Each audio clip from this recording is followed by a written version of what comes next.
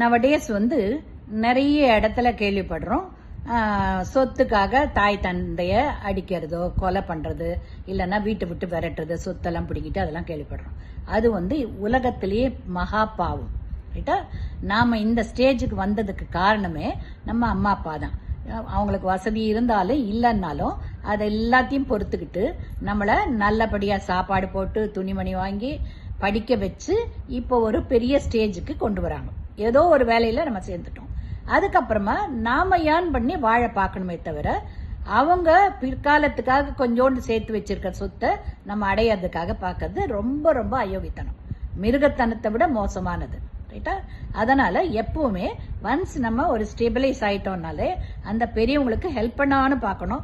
இல்ல நம்ம கம்முன்னு இருந்துடணும். அவங்களுடைய சொத்தை அடையறதுக்கு ஆசைப்படுறதோ, அவங்களை துன்புறுத்துறதோ, வீட்டை விட்டு விரட்டுறதோ செய்யவே கூடாது.